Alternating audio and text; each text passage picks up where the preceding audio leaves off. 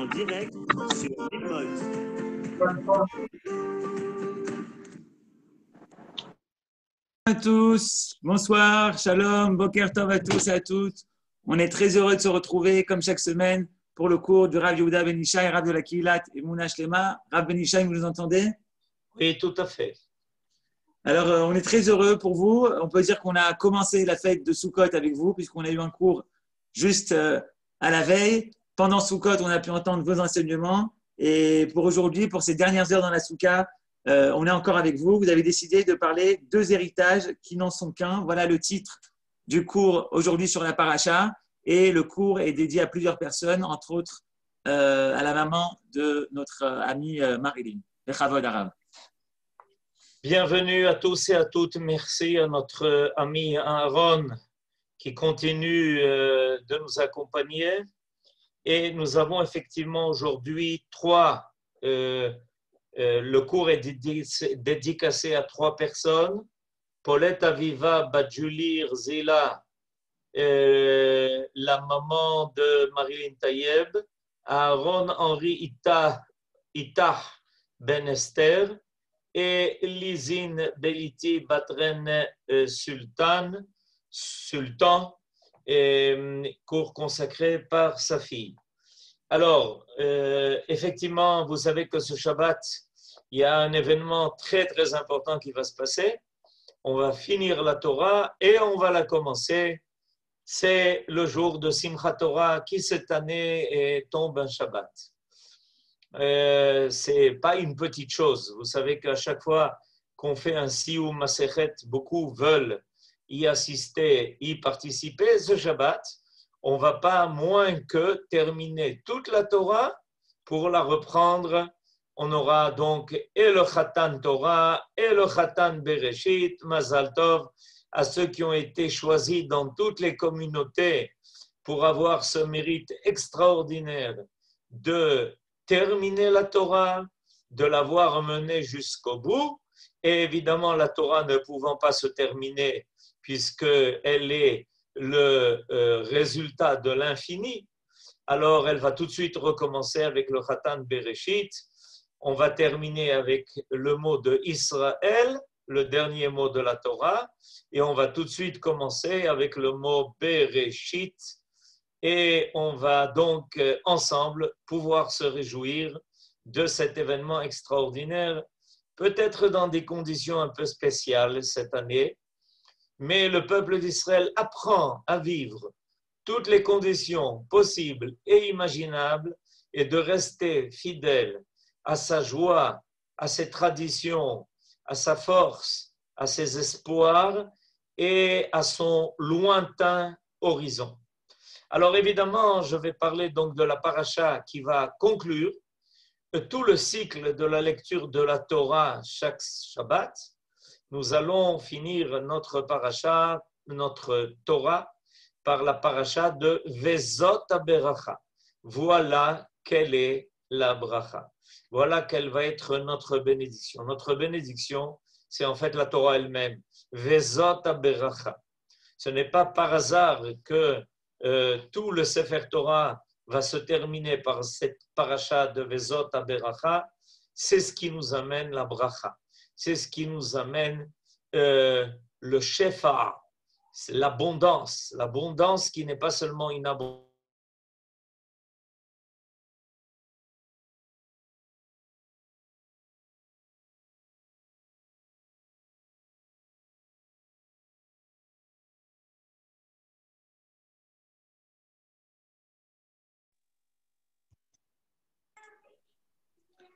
On s'excuse, on a un problème technique avec le Rav.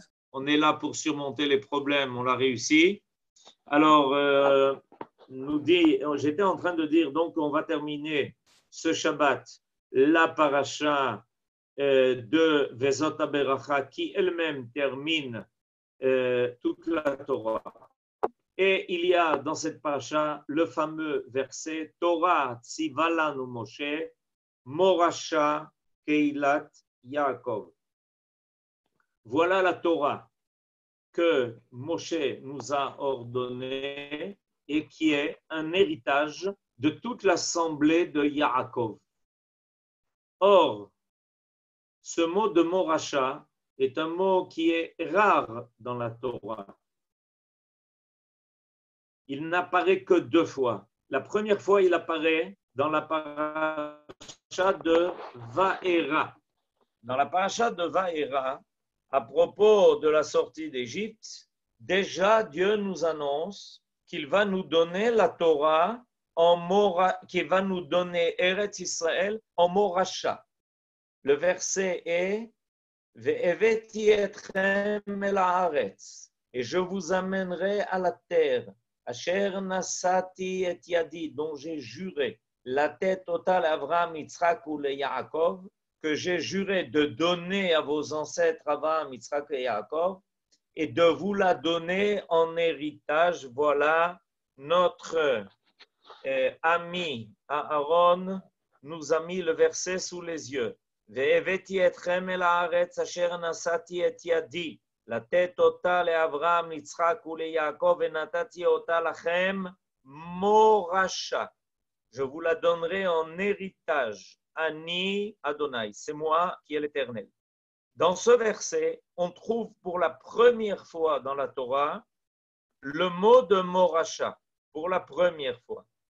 Et la deuxième et seule fois où le mot de moracha va à nouveau apparaître, c'est dans la dernière paracha de la Torah, dans la paracha de cette semaine, qui est la paracha de Vezot HaBeracha.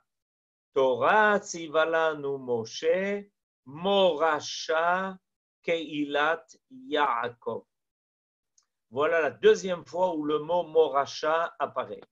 Le mot moracha veut dire l'héritage. Nous avons donc, nous, Israël, droit à 2 héritages. Un premier héritage est Eretz Israël. Le deuxième héritage est la Torah. Évidemment, on comprend que si ces 2 valeurs sont les seules valeurs qui sont appelées héritage, moracha, il est clair qu'il y a là un lien, il y a là un lien profond qui va lier les 2 concepts qui sont et la Torah et évidemment Eretz Israël.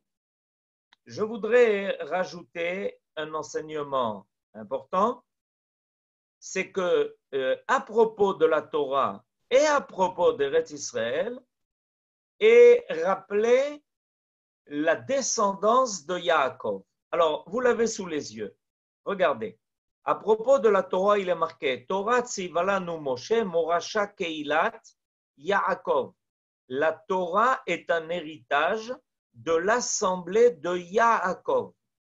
Et à propos d'Eretz Israël, pas dans la paracha de Vaera, mais dans notre paracha précisément, dans le chapitre 33, le même chapitre où on se trouve, dans ce chapitre-là, vous allez voir plus tard à nouveau rappeler le concept de l'assemblée de Yaakov.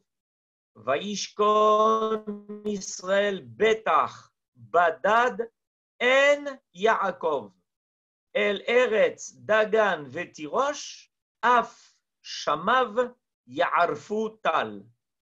Regardez ce qui est dit dans ce chapitre 33, qui se trouve aussi dans notre paracha, au verset 28. Qu'est-ce qui est marqué?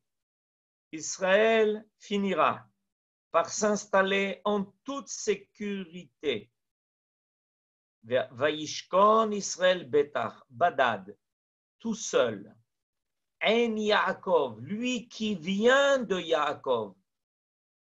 El eretz dagan vetirosh, il héritera d'une terre où on trouve le blé et le vin. Af shamav ya'arfu tal, et les cieux donneront une rosée abondante. Alors, il est intéressant de voir que ces 2 concepts-là, ces deux valeurs Eretz Israël et la Torah, toutes les deux, aussi bien Eretz Israël que la Torah sont appelées Moracha, mais non seulement elles sont appelées Moracha, mais plus que cela, il est bien spécifié dans la Torah qu'elles sont liées à l'assemblée de Yaakov. À propos de la Torah, on a vu le verset que Aaron nous a mis, Torah tzivalanu Moshe Moracha Keilat Yaakov. Et à propos de Eretz Israël, vous voyez, il est marqué qu'à la fin des temps, Israël s'installera en Eretz Israël, la terre qui donne le blé et qui donne de quoi faire du vin, Tirosh, et tout sera arrosé d'une rosée abondante. Et à qui c'est permis? À qui l'installation sur la terre d'Eretz Israël est permise? À la descendance de Yaakov. En Yaakov. Vayishkon Israël betach badad en Yaakov. Alors nous dit Rabbeinu Bechaye, ce n'est pas pour rien que c'est rappelé à propos de la Keilat Yaakov, de En Yaakov, parce que seule l'assemblée de Yaakov, ceux qui descendent de Yaakov, peuvent complètement hériter de la science de Dieu, la Torah, Torah Sivalanu Moshe Moracha Keilat Yaakov, et de la terre de Dieu. Les deux sont appelés l'héritage de l'assemblée de Yaakov. Seulement ceux qui descendent de Yaakov, pas ceux qui descendent d'Abraham, parce que d'Abraham sont nés deux fils, pas ceux qui descendent de Yitzhak, parce que de Yitzhak sont nés aussi deux fils, mais ceux qui descendent de Yaakov ont l'exclusivité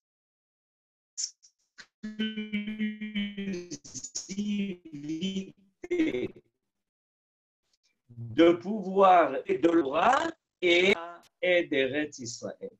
Seulement eux ont cette exclusivité-là. Et ils ont cette exclusivité non seulement de vérité, c'est-à-dire de recevoir de la main de Dieu lui-même. Il ne faut surtout pas oublier que c'est de la part de Dieu lui-même que nous avons reçu la Torah quand nous étions au Sinaï, et que c'est de Dieu lui-même que nous avons reçu Eretz Israël. Eretz Israël nous a été donné directement par Akadosh Baruch Hu, comme il le dit lui-même d'ailleurs. Lui-même le dit, qu'il a promis à nos ancêtres, et que c'est de Dieu que nous avons droit, c'est par Dieu que nous avons droit à cette terre-là. Ce n'est pas par le mérite des hommes. Mais Rabbeinu Bachaye va rajouter quelque chose de beaucoup plus grand encore.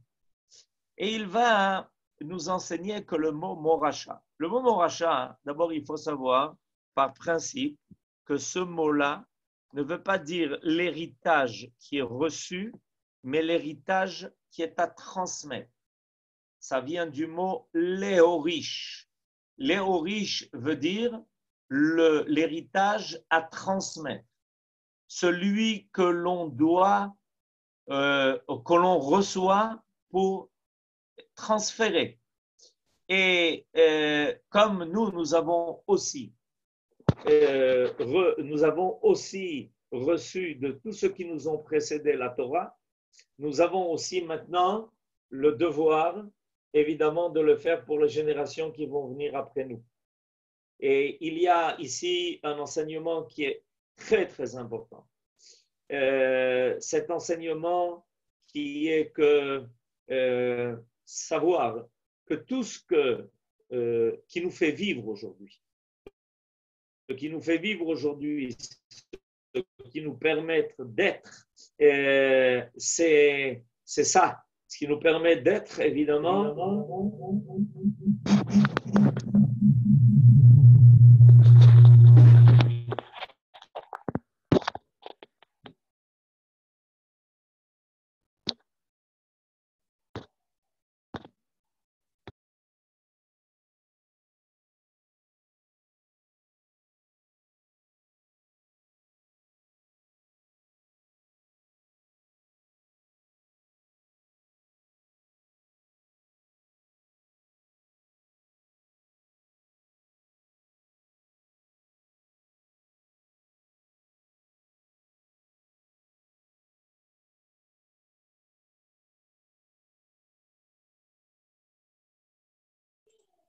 Rav, on ne vous entend pas sur le Marchev. Ah voilà. Et maintenant, ça y est, vous m'entendez? Ça y est, c'est parti. Ouais, Bon, on est reparti sur le Marchev, c'est ouais. mieux. Ça nous permet de mieux se contacter. Voilà. Alors, on a aujourd'hui reçu, on vit là, on est présent aujourd'hui par le mérite de ceux qui, pendant des générations et des générations, nous ont transmis la Torah et nous y ont éduqués et qui n'ont pas arrêté de nous parler d'Eretz Israël. Aucune génération, depuis que nous sommes partis en exil, n'a arrêté de nous parler d'Eretz Israël. Nos sages l'ont introduit dans la tfila, à tous les niveaux, dans toutes les tfilotes. Et grâce à cela, grâce à cette Torah et grâce à cette transmission qui ne s'est jamais arrêtée, nous sommes aujourd'hui vivants, capables de vivre la Torah en Eretz Israël. Mais je voudrais amener un enseignement de plus au niveau de, toujours par Rabbeinu Bechaye, au niveau du mot Moracha. Il nous fait remarquer que le mot Moracha est, comme d'habitude, comme on le trouve très souvent en hébreu, peut dire une chose et son contraire. Je m'explique. Le mot Moracha, comme je viens de le dire, vient du mot Yerusha, recevoir, ve transmettre, léorish. Mais il y a un autre mot qui peut servir aussi de racine au mot de Moracha. Et l'autre mot qui peut servir de racine au mot de Moracha est le mot Rash. Rash.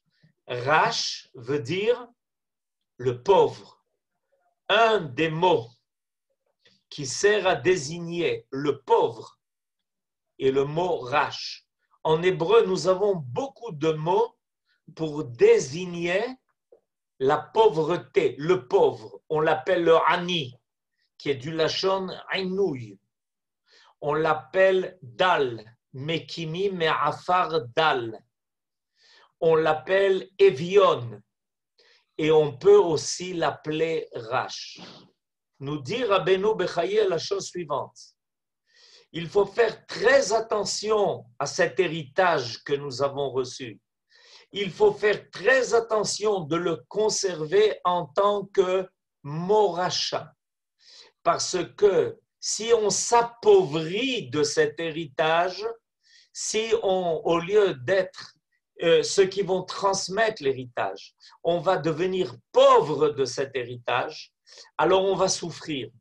On va souffrir parce que notre lien profond à Eretz Israël dépend de la moracha de la Torah.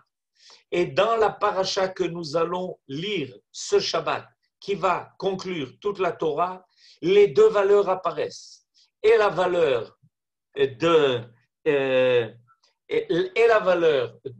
la Torah, Torah Tziva Lanu Moshe, et la valeur de Eretz Israël, comme on l'a vu dans le verset que Aaron nous a présenté. Et Israël Betach Yeshev et En Yaakov, celui qui ensuite va pouvoir hériter de la terre où pousse le blé, où il y a le tiroche, mais l'un va dépendre de l'autre. Il y a une dépendance énorme de notre capacité de vivre en Eretz Israël et de notre attachement à cette moracha qui est la Torah. Et c'est pour ça que comme ça va se conclure la Torah que nous allons lire ce Shabbat. Ce n'est pas par hasard que la Torah a voulu comme ça conclure. Vaishkon Israël Betach Badad En Yaakov Eretz Dagan Vetirosh. Quoi dans ce verset-là qui vient suivre, évidemment, Torah Tziva Lanu Moshe Moracha Kehilat Yaakov. On ne peut pas s'appauvrir ni de l'héritage de la Torah, ni de l'héritage d'Eretz Israël. Si on essaye de faire disparaître Eretz Israël de nos valeurs, la Torah va en être atteinte. Si on essaye de faire disparaître la Torah de nos valeurs, Eretz Israël va être atteinte. Il y a une interdépendance entre ces deux valeurs fondamentales. Et la Torah nous l'a montré en appelant tous les deux du nom de Moracha, de cet héritage qui n'est pas seulement à recevoir, mais qui est surtout à transmettre et dont il ne faut surtout pas s'appauvrir.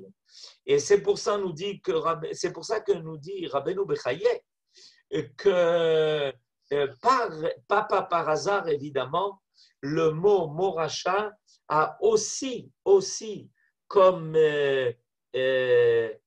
origine le mot Rash qui veut dire celui qui est pauvre. Et donc on a un travail. Ce travail en fait il est dépendant de nous.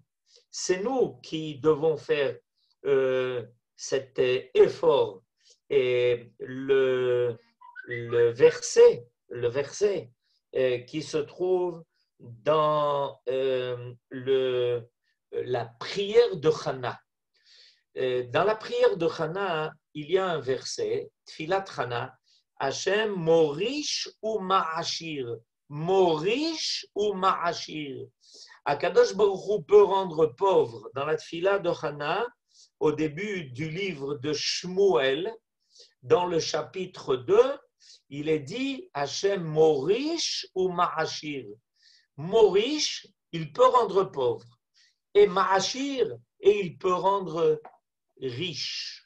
Mais la plus grande richesse que nous avons, c'est précisément ces deux héritages-là. Ces deux héritages-là, ils sont immuables.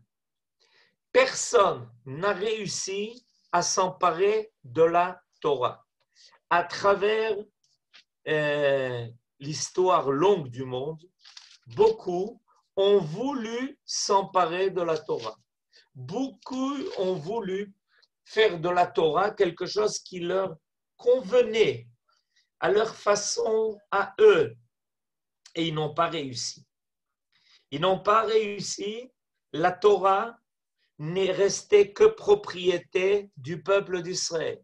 Il est le seul à avoir les midot, les qualités, les vertus morales pour pouvoir assumer une Torah non seulement comme un mode de pensée, mais surtout comme un mode de vie. On peut évidemment penser, réfléchir, et élaborer des philosophies très hautes et à un très bon niveau. Mais ensuite, il faut traduire cette philosophie dans la vie.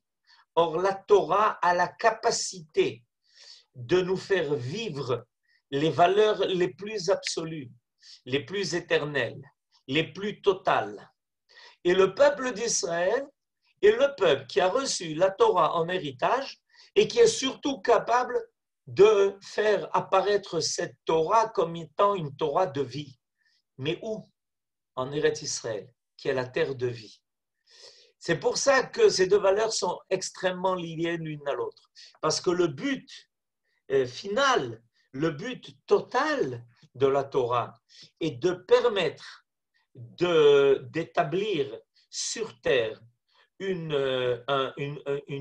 méthode de vie, un concept de la vie qui est idéal, qui est moral, qui est total, qui permet à l'homme de rejoindre et l'infini et l'éternité.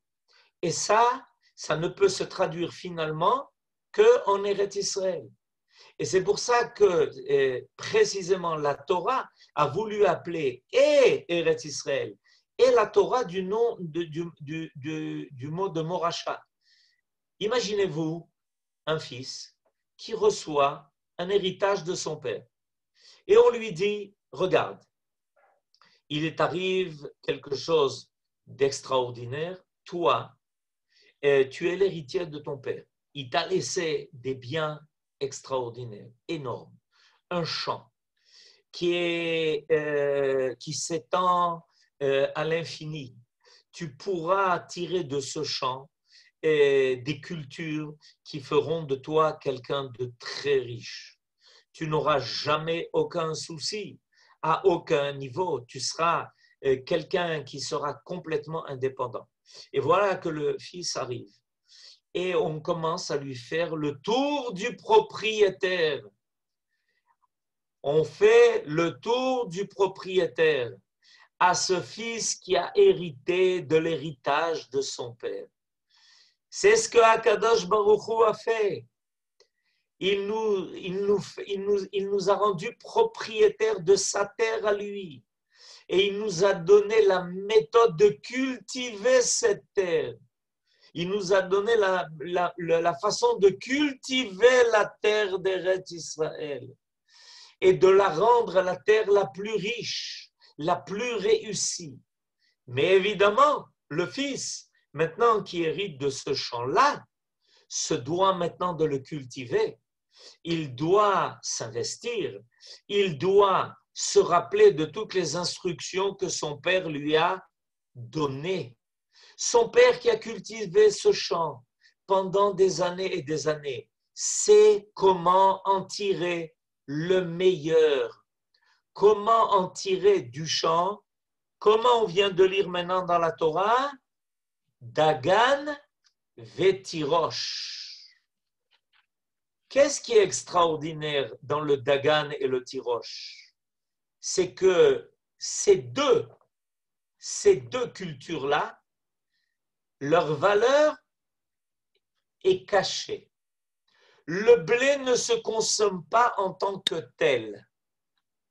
Le blé, on le moissonne, ensuite on va le décortiquer, on va en prendre les grains, on va le tamiser pour finalement en faire de la farine qui, une fois mélangée à de l'eau, va nous donner de la pâte qui deviendra la nourriture la plus essentielle de l'homme.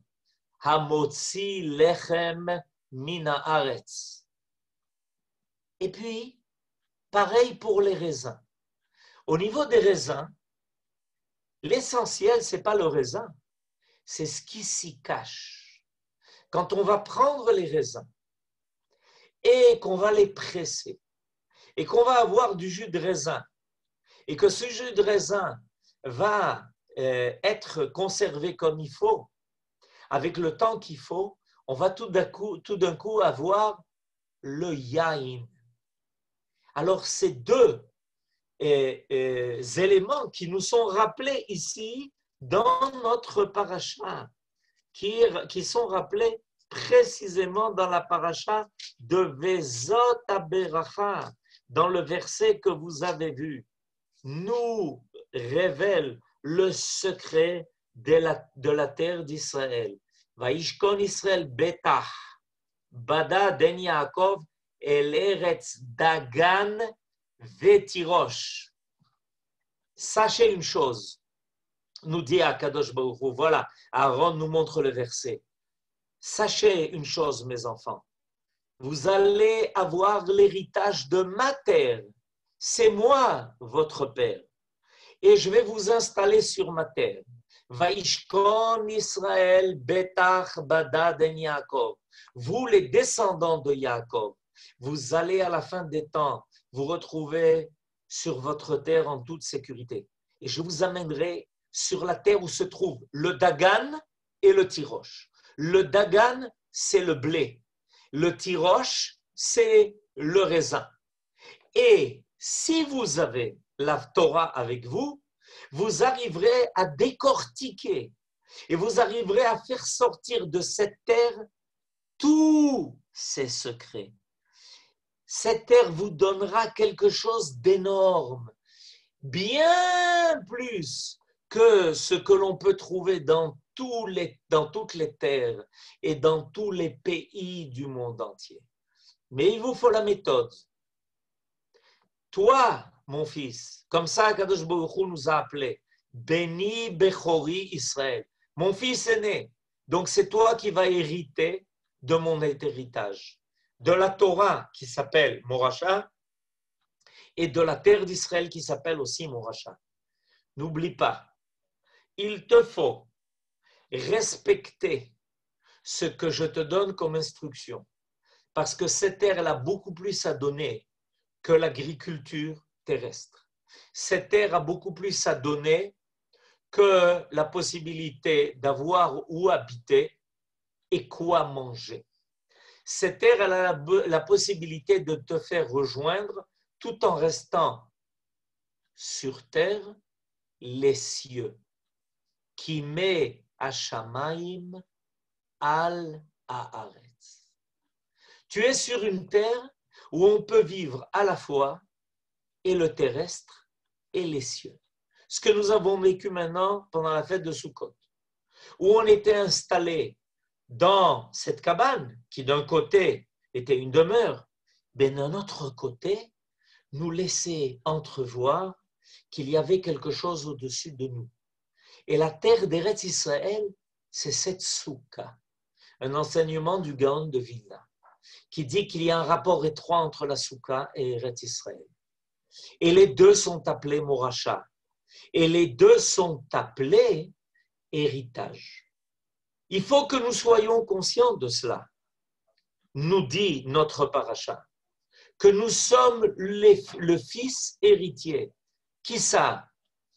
Keilat Yaakov. Les descendants de Yaakov sont les héritiers de la Torah et les héritiers de Eretz Israël. Maintenant, on peut en faire profiter le monde entier. Quand on aura réussi à réaliser le projet divin, de transformer cette terre comme étant la terre où la Torah apparaît, va se dégager tout d'un coup d'Eretz Israël un nouveau modèle d'existence, un nouveau modèle de vie qui servira à inspirer le monde entier. On découvrira que dans le monde, il n'y a pas que des trésors de la nature. Il y a des trésors de Dieu. Que la nature elle-même a été créée par Dieu. Et qu'à travers la nature, on peut aussi rencontrer le Créateur, qui est le responsable de la nature. Quand l'homme a voulu s'emparer de la nature, malheureusement, il a dénaturé. Et en dénaturant la nature, il s'est déconnecté de celui qui l'a créé. Notre but en Eretz Israël, avec la Torah, deux héritages qui ne sont qu'un, Eretz Israël et la Torah, tous les deux appelés Moracha, c'est de faire apparaître cette nature divine, qui est une nature qui permet à l'homme de vivre, non pas en contradiction avec le divin, mais en harmonie au contraire, avec Dieu qui veut les hommes sur terre, mais qui veut aussi d'eux qu'ils lèvent leurs yeux vers les cieux. Alors je voudrais terminer par un très bel enseignement de mon maître, le Rav Mordechai Eliyahu Zichrono Livracha, Zecher Tzadik Livracha, et qui a amené au nom du Chida une question intéressante. Il a demandé comment se fait-il que des trois miracles auxquels nous avons eu droit dans le désert, nous avons seulement un souvenir d'un des miracles. Nous avons fait la soukha en souvenir d'un année Kavod. Mais on a eu aussi deux autres miracles. On a eu la manne qui est descendue des cieux et qui nous a nourris pendant, évidemment, 40 ans, jusqu'à notre entrée en Eretz Israël. Et on avait aussi l'eau qui sortait du puits de Myriam. Comment se fait-il que ces deux autres miracles ne sont pas apparus dans le cadre de notre vie de Torah? Réponse, mais bien sûr. Ces deux autres miracles aussi, on va les trouver. Quand est-ce qu'on va les trouver? quand on va faire du blé de la terre d'Eretz Israël des Chalot, parce que qu'est-ce qui a pris le relais de la manne? Les Chalot, la première mitzvah que nous avons eue en entrant en Eretz Israël, après que la manne se soit arrêtée avec notre entrée en Eretz Israël, et d'avoir été coupé du blé pour en faire des Chalot. Et la première mitzvah qui a été accomplie et qui a eu la suite de la manne a été Afrashat Chala. À chaque fois que les femmes font les Chalot et qu'elles enlèvent et retirent la Chala, elles continuent le miracle de la manne. Et le miracle du puits de Myriam se continue. Dans le Beth Amikdash, il se continuait par le Nissur Hamayim. Pendant les 7 jours de Sukkot, y compris aujourd'hui, à part le vin qui était versé sur l'autel, on versait seulement à Sukkot de l'eau. Cette eau, il venait du plus profond des entrailles de la terre. Il était de la même nature que l'eau qui surgissait du rocher de Myriam. Et quand on va faire le kiddush, on va mettre quelques gouttes d'eau dans notre vin. Et ces quelques gouttes d'eau mises dans notre vin nous rappellent précisément au moment du kiddush qu'on est en train de faire apparaître quelque chose qui permet la vie. Alors regardez qu'est-ce qui se réunit d'un seul coup, et le dagan et le tirosh. Au moment où on fait le kiddush, on a le tirosh. On va mettre quelques gouttes d'eau dans notre kiddush, en souvenir de l'eau que nous avions reçue dans le désert par miracle du rocher de Myriam. Et ensuite, on va passer au chalot, qui vient nous rappeler précisément la manne et qui s'est transformée en Eretz Israël par le dagan. Et on joint toutes ces valeurs d'un seul coup. Et tout ça avec la Kedusha qui apparaît et par le Kiddush et par les Chalot. Je vous disais tout à l'heure que cette Torah nous a été donnée pour nous permettre de réussir notre vie divine sur terre. Au moment du Kiddush et au moment du Motzi sur les Chalot, on est en train, dans un cadre de vie de Kedusha, de réussir notre vie divine sur terre. Et on continuera de le faire dans tous les jours de notre vie, dans toutes les autres occasions, à propos de chacun de nos actes sur terre. Rappelons-nous, nous sommes dans l'héritage de notre Père, qui est cette terre. Et nous le faisons grâce à l'enseignement de notre Père, qui est notre Torah. Chag Sameach, et n'oubliez pas de vous réjouir par la Torah, Asimcha Torah, Amen, Ken Yahi Ratzon. Amen, Toda Rabba Rav Ben Ishai. Et comme à notre habitude, on va finir en musique. C'était pas difficile, puisque vous avez parlé du pasuk Torah Tsevalanu, Moshe Moracha, Keilat Yaakov. Et mon père, Zichron Livracha, a écrit une chanson que vous connaissez certainement. Alors pendant la chanson, vous pouvez noter vos messages, vos questions. Et puis après cette chanson, on ouvrira les micros. Chag Sameach à tous. Torah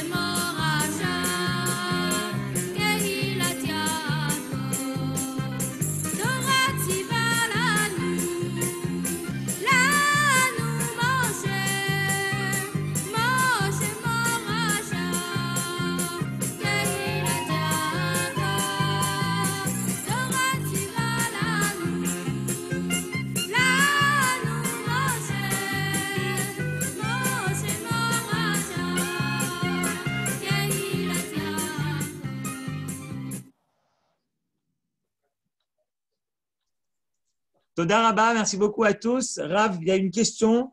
Est-ce que vous pouvez encore peut-être dire un mot sur Afrashat Rala, le lien entre Afrashat Rala et le miracle de la manne? Évidemment, c'est par ça qu'on a terminé. Rappelez-vous que dans le désert, on était à une dimension de vie divine. Donc, le pain venait non pas de la terre, mais des cieux. Et quand nous sommes rentrés en Eretz Israël, Dieu a continué, a voulu continuer à nous faire vivre une vie d'ordre divin. Mais cette fois-ci, le pain sortait de la terre. Alors, pour ça a été introduit cette mitzvah de la Afrashat Chala pour continuer cette vie divine que nous menions dans le désert, mais cette fois-ci avec la coopération de l'homme. Et quand nous transformons le blé de la terre en ces chalotes qui vont être destinées à la mitzvah du Shabbat, avec la Afrashat Chala que les dames font sur les chalotes, à ce moment-là, en fait, on continue à sentir dans le goût des chalotes le goût de la manne. Et la preuve de cela, c'est qu'on est tenu de recouvrir les chalotes comme la manne était recouverte, et en dessous et en dessus par une double couche de rosée. Et nous, quand nous mettons les chalotes sur notre table, nous recouvrons les chalotes et d'en bas et d'en haut pour nous rappeler précisément la manne. Donc, sachez une chose, quand on mange les chalotes chaque Shabbat et chaque fête, en réalité, on est en train de continuer, de prolonger chacun de notre demeure la valeur de la manne. Amen, Ken Yehi Ratzon, Chag Sameach et Shabbat Shalom à tout le monde. Shabbat Shalom à tous. Vous pouvez ouvrir vos micros, nous dire Shabbat Shalom. Et Toda Rabba, Rav Ben Ishai. On sort de la soukha. Shabbat Shalom. Shabbat Shalom. Afrasha, c'est quoi? Shabbat Shalom. Shabbat Shalom. Toda Rabba. Afrasha, c'est couvrir. Non, le Rav, il s'est déconnecté. C'est quoi, Afrashat Chala? C'est quand on prélève ou